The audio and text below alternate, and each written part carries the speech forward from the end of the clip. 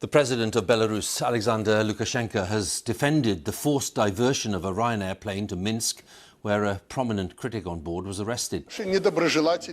Our ill-wishers have changed their methods of attack. They've crossed many red lines and the boundaries of common sense and human decency. They've moved from plotting riots here to strangling us.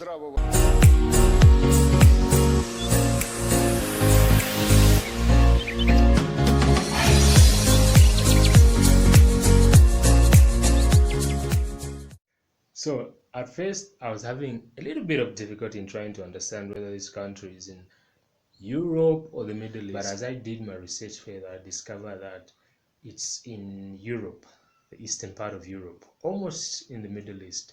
You know, it was a bit almost confusing at first. No wonder I had to put a question mark at the end of my title, because I was like, is it Middle East or Europe? Middle East or Europe? So I'll first of all play the prophecy, and then we're going to listen to the confirmation video.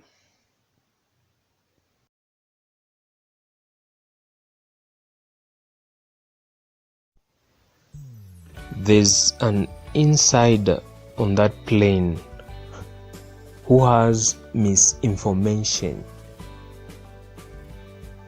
whose intentions are evil, a man coming from a coward country. At the scan, this is where an opening will be. A woman there, the man will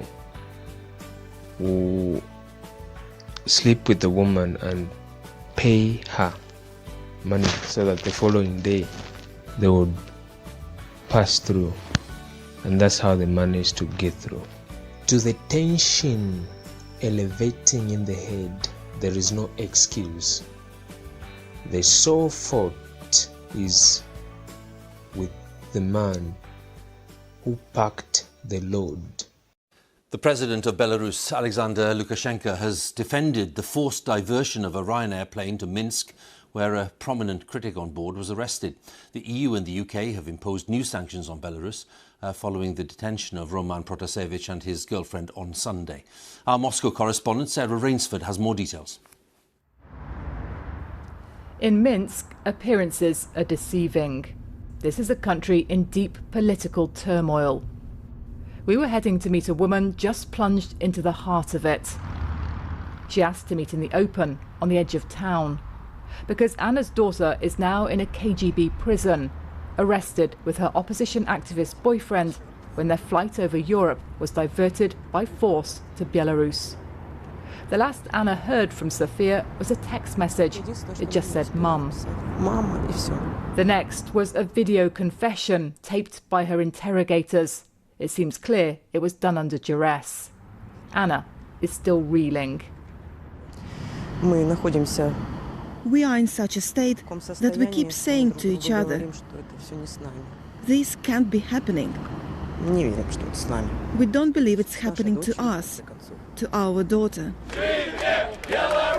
Anna says Sofia wasn't even part of the protests that swept Belarus last year.